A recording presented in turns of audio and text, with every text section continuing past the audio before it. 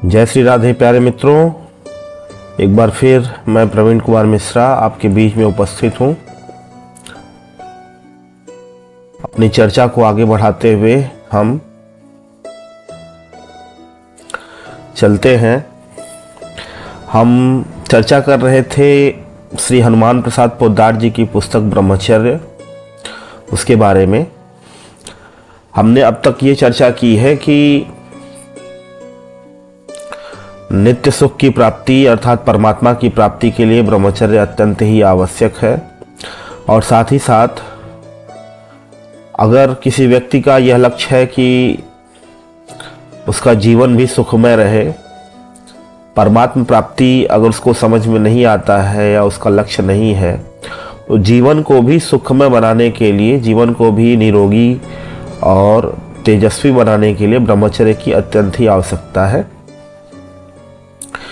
इन्हीं सब बातों पे हमने चर्चा की थी। अब हम आगे बढ़ते हैं। तो वीर्य धारण ही ब्रह्मचर्य है। जैसा कि हम सभी जानते हैं कि जो पुरुष होता है उसका जो सेक्सुअल ऑर्गन होता है, जो जननांग होता है, उसमें यौन क्रिया आदि करने के पश्चात जो पदार्थ निकलता है उसको हम वीर्य कहते हैं। तो ब्रह्मचर्य जो होता है, हालांकि ब्रह्मचर्य की बहुत ही बृहद और गहरी व्याख्या होती है, गहरा अर्थ होता है, लेकिन मुख्य रूप से ब्रह्मचर्य का तात्पर्य वीर्य धारण से है। अर्थात वीर्य जो होता है उसका शरीर में संरक्षण ही ब्रह्मचर्य होता है। इसी के बारे में चर्चा आगे है। शरीर में ओजस धातु का होना ही जीवन का कारण है। वाग्भट्ट कहते हैं, ओजस्त तेजो धातु नाम सुक्रांता नाम परम स्मितम हृदयम अस्थमपि व्यापी देहस्थिनी बंधनम यस्य प्रबुद्धो देहस्य तुष्टि पुष्टि बलदाय यन्नासे नियतो नासो यस्मित् तिष्ठम जीवनम निष्पाप्यद्यन्ते यतो भावा विविधा देह संश्रया उत्साह प्रतिभा धैर्य लावण्य सुकुमारता। अर्थात रस से लेकर वीर्य तक सातों धातुओं का जो तेज है उसे ओजस कहते हैं।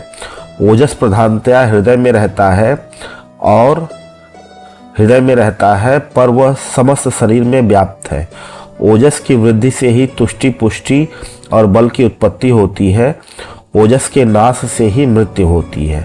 यह ओजस पदार्थ ही जीवन का आधार है। इसी से उत्साह प्रतिभा धैर्य लावण्य सुकुमारता की प्राप्ति होती है। ठीक है, तो यहां पर जो बात कही जा रही है, ओजस धातु का होना ही जीवन का कारण है। तो मित्रों, बात यह है कि जो आयुर्वेद है उसके अनुसार मनुष्य के शरीर में 7 धातुएं होती हैं। आगे इसकी चर्चा भी की जाएगी कि वे सप्त धातुएं कौन कौन सी होती हैं। जैसे रक्त है, मांस है, मज्जा है, मेद है, ये सब इनको धातुएं कहा जाता है। 7 धातुएं होती हैं, उनका क्रम से निर्माण होता है। शरीर में आयुर्वेद के अनुसार उनका क्रम से निर्माण होता है। तो 7 धातुओं में जो ओजस है, रस से लेकर वीर्य तक 7 धातुएं होती हैं। ठीक है, तो सातों धातुओं का जो तेज है, सातों धातुओं से जो तेज निकलता है उसी को हम ओजस कहते हैं। ओजस प्रधानतया हृदय में रहता है। हृदय स्थल मध्य भाग में होता है।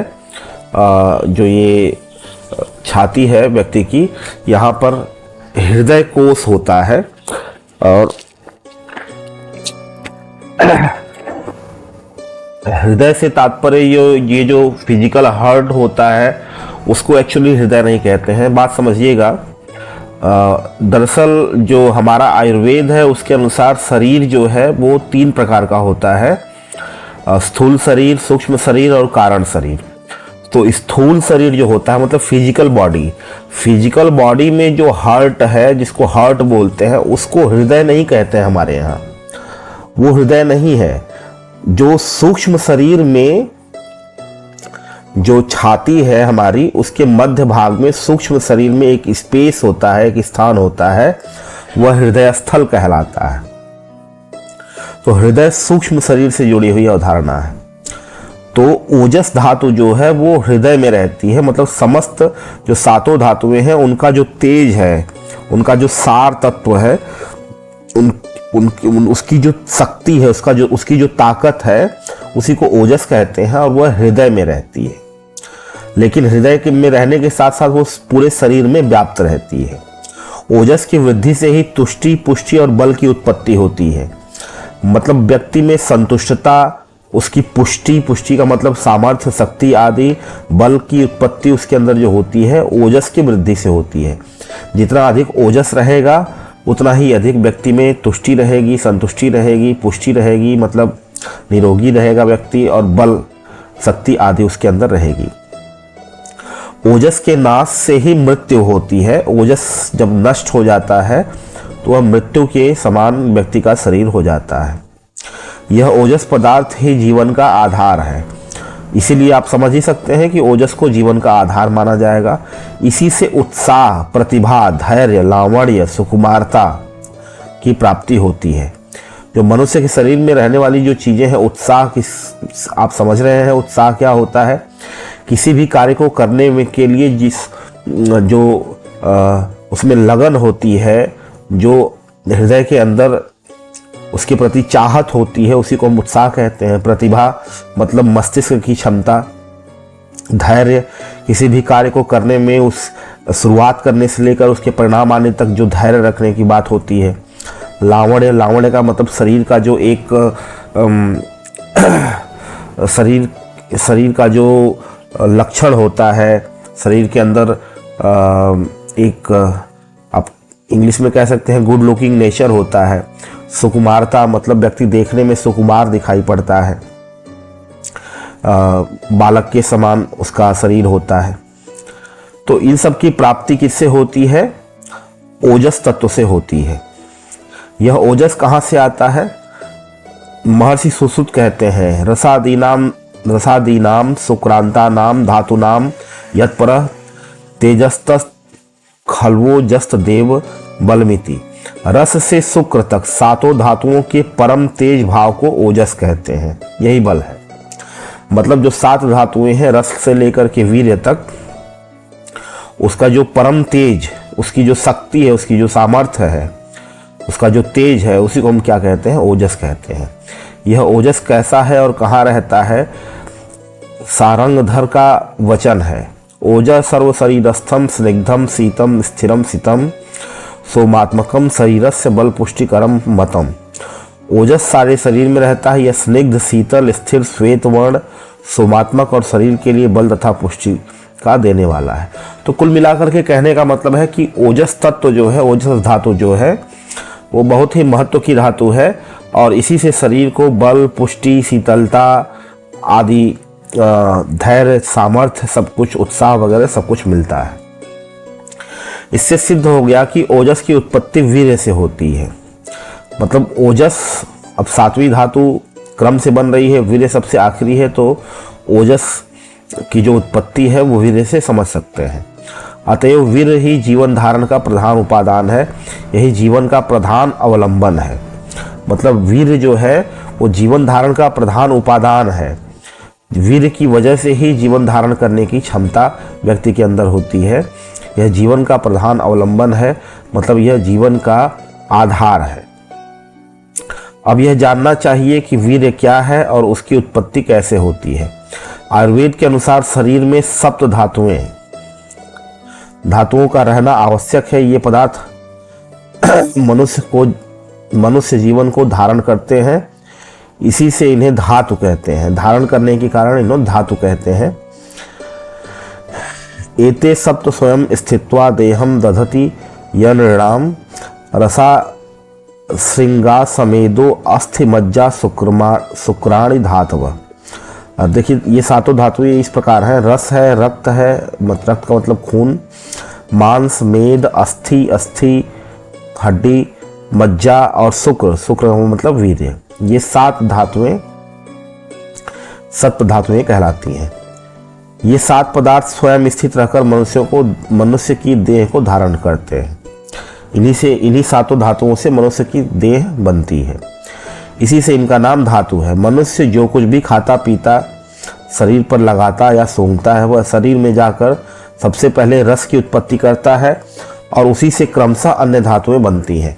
कहने का मतलब आप जो कुछ भी खाएंगे, पिएंगे, सूंघेंगे, स्पर्श करेंगे, जो कुछ भी, यहाँ तक कि भाव भी, सब कुछ से सबसे पहले रस बनता है, रस के बाद रक्त बनता है, रक्त के बाद मांस बनता है, मांस के बाद मेद बनता है, मेद के बाद अस्थि यानी हड्डियां बनती हैं, मज्जा बनता है।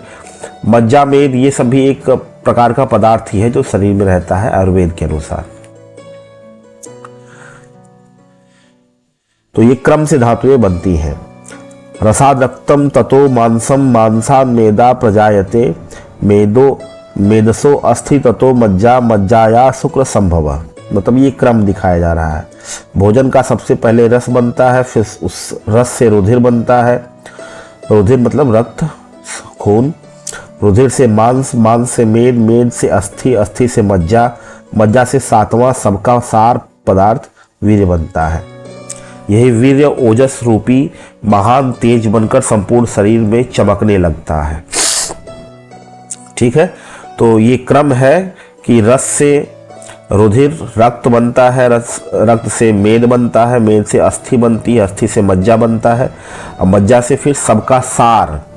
सार क्यों कहा जा रहा है? जैसे आप समझ सकते हैं कि कोई भी प्रोसेस होता है तो जैसे मान लीजिए कि फिल्ट्रेशन हो रहा है, किसी चीज़ को फिल्टर किया जा रहा है तो सबसे पहले बल्क में वो चीज़ रहेगी, उसके बाद थोड़ा फिल्टर करेंगे तो थोड़ी कम हो जाएगी, उससे अच्छी चीज़ बन जाएगी, फिर उसके बाद कम से ऐसे फिल्टर करेंगे तो लास्ट में सबसे कम जो चीज़ बचेगी वही सबसे महत्वपूर्ण होगी। तो ये सबसे अंत में बनने वाला है जो वीर्य, इसीलिए इसको सार कहा जा रहा है। जैसे एक और उदाहरण से आप इसको समझ सकते हैं कि जैसे दूध होता है, दूध से फिर दही बनाई जाती है, दही से मक्खन बनाया जाता है, मक्खन से फिर घृत बनता है, घी बनता है, और घी सबसे महत्वपूर्ण होता है। तो ये घी जो है वो उस पूरे इस जो दूध आदि है सबका सार तत्व है, सबसे महत्वपूर्ण तत्व जो अंतिम में निकलता है। और यही वीर्य जो है वो ओजस रूपी महान तेज बनकर संपूर्ण शरीर में चमकता है। एक धातु के पचकर दूसरी धातु बनने में 5 दिन लगते हैं। अब यहाँ क्रम बताया जा रहा है कि कितने दिनों में बनता है। एक धातु दूसरे धातु में 5 दिनों में परिवर्तित होती है। सार पदार्थ तो शरीर में रह जाता है और पाचन की प्रत्येक क्रिया में बचा हुआ कूड़ा कचरा, मल मूत्र, पसीना, मैल, नाखून, दाढ़ी आदि बालों के रूप में बाहर निकल जाता है। मतलब यह है कि एक धातु जब दूसरे धातु में परिवर्तित होती है तो दूसरा धातु जितना बनता है उतना तो बन जाता है, उसका जो सार भाग है, उसका जो अंश है वो बन जाता है। बाकी जो उसमें कूड़ा करकट, खराब चीज़ें होती हैं वो मलमूत्र आदि के रूप से बाहर निकल जाती हैं, नाखून के रूप में, दाढ़ी के रूप में बाहर निकलती हैं। वीर्य बनते ही उसकी पाचन क्रिया रुक जाती है। मतलब सबसे अंतिम में वीर्य बनता है, इसलिए पाचन रुक जाता है। पाचन मतलब एक धातु का दूसरे धातु में परिवर्तन, और वह सार पदार्थ ओजस के रूप में शरीर में स्थित हो जाता है। इस प्रकार रस से लेकर वीर्य बनने में प्रत्येक धातु में 5 दिन के हिसाब से 6 धातुओं में के पाचन में 30 दिन लगते हैं। आज के खाए हुए पदार्थ का 30वें दिन वीर्य बनता है। पक्के 40 सेर भोजन से 1 सेर रक्त बनता है और उस 1 सेर रुधिर से 2 तोला वीर्य बनता है। प्रतिदिन पक्का 1 सेर खाने वाले मनुष्य भी 1 महीने में 30 सेर से अधिक 30 सेर ही पदार्थ खाता है। उपर्युक्त हिसाब से 30 सेर खुराक से 1 महीने में 1.5 तोला वीर्य बनता है। यह महीने भर की कमाई है। एक बार के स्त्री सहवास में 1.5 तोले से कम वीर्य नहीं जाता। अब ये बता रहे हैं, यहाँ पे समझाने का प्रयास कर रहे हैं कि जो वीर्य है वो 30 दिनों में 1.5 तोला वीर्य बनता है। मतलब थोड़ा सा वीर्य बनता है, और उतना ही बनता है कि एक बार आप यौन क्रिया करते हैं किसी भी प्रकार से, चाहे स्त्री के साथ चाहे किसी भी तरीके से, तो वो 1.5 तोला वीर्य आपके शरीर से स्खलित हो जाता है, बाहर निकल जाता है। तो इतने दिनों की कमाई आपकी एक बार के यौन क्रिया से नष्ट हो जाती है। अब विचार करना चाहिए कि जो महीने भर की कमाई एक क्षण में खो देता है और उसे प्रतिदिन इसी प्रकार खोना चाहता है, उसका दिवाला निकलते क्या देर लगती है। मतलब इनका कहने का मतलब है कि महीने भर की कमाई वो एक दिन में ऐसे ही नष्ट कर देता है और उसको बार बार नष्ट करने की चेष्टा करता है। उसका दिवाला मतलब उसके नाश में ज़्यादा समय नहीं लगेगा। शास्त्रों में कहा है, शुक्रम सौम्यम शीतम स्निग्धम बल पुष्टिकरम स्मृतम गर्भबीजम वपु सारो जीवनाश्रय उत्तम। वीर्य सौम्य श्वेत स्निग्ध बल और पुष्टिकारक, गर्भ का बीज, शरीर का श्रेष्ठ सार और जीवन का प्रधान आश्रय है। मतलब कहने का है कि वीर्य जो है वो बहुत ही महत्वपूर्ण धातु है जो मनुष्य के शरीर को धारण करती है। मनुष्य के शरीर में सौम्यता, स्निग्धता, पुष्टि, गर्भ मतलब बच्चा पैदा करने की क्षमता आदि का विकास वीर्य से ही होता है। यथा पयसी सर्पिस्तु गुडश्चेच्छुर से यथा एवं ही सकले काये शुक्रम तिष्ठति देहिनाम।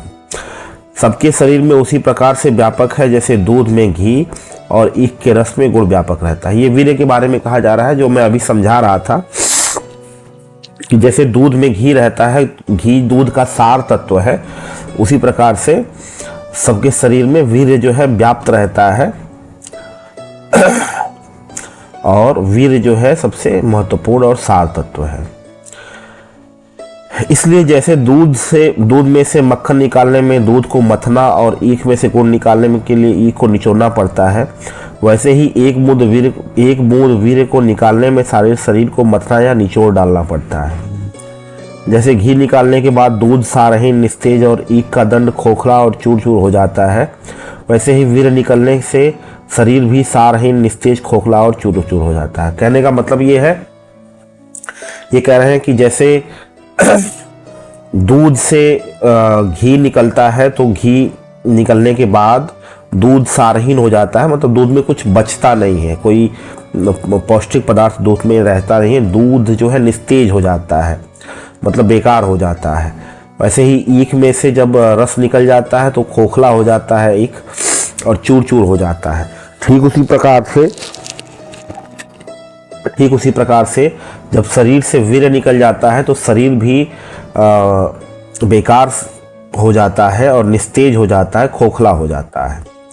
शरीर की तमाम नाड़ियां ढीली पड़ जाती हैं और प्रत्येक अवयव में उदासी छा जाती है। शरीर की प्रत्येक नाड़ियां ढीली पड़ जाती। देखिए, अब इसके बारे में एक मैं बात बता दूं, एक यहाँ पे नहीं लिखा हुआ है, मैं बता रहा हूँ। जो आयुर्वेदाचार्य लोग होते हैं उनका मानना होता है कि शरीर में एक मनोवाह नाड़ी होती है। नाड़ी क्या है? अब देखिए, नाड़ी जो होती है ये आयुर्वेद की बात है कि आयुर्वेद में माना जाता है कि शरीर में बहुत सारी नाड़ियां हैं जिनसे अलग अलग प्रकार के पदार्थों का संचलन होता है। जो नस वेन्स होती हैं उनमें और नाड़ियों में थोड़ा फर्क होता है, क्योंकि कुछ कुछ नाड़ियां ऐसी होती हैं जो सूक्ष्म होती हैं, दिखाई तक भी नहीं देती हैं। नसें तो दिखाई देती हैं। तो एक मनोवाह नाम की नाड़ी होती है, और जब किसी को कोई काम क्रिया करनी होती है, मतलब यौन क्रिया करनी होती है, सेक्स करने की इच्छा होती है, तो पूरे शरीर से जो वीर्य जो होता है वो मनोवाह नाड़ी के थ्रू मनुष्य के जननांग तक पहुंचता है और पूरे शरीर को मथ डाला जाता है, शरीर से ही पूरे चूस लिया जाता है। वीर्य कहीं पे इकट्ठा नहीं रहता है। जब यौन क्रिया की जाती है तो पूरे शरीर से जो सार तत्व होता है उसको मनोवाह नाड़ी के द्वारा चूस लिया जाता है और चूस करके बाहर निकाल दिया जाता है। तो यही कहा जा रहा है कि सभी नाड़ियां ढीली पड़ जाती हैं और प्रत्येक अवयव में उदासी छा जाती है, उदास हो जाता है, शरीर एकदम शिथिल पड़ जाता है। वीर्य के पतन में ही मनुष्य का पतन है और वीर्य के धारण में ही मनुष्य का जीवन है। वीर्य धारण को ही ब्रह्मचर्य कहते हैं, वीर्य धारणम ब्रह्मचर्यम।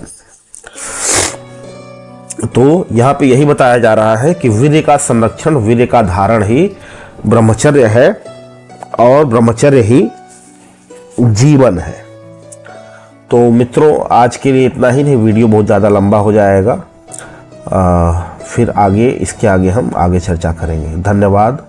शुभ रात्रि। जय श्री राधे।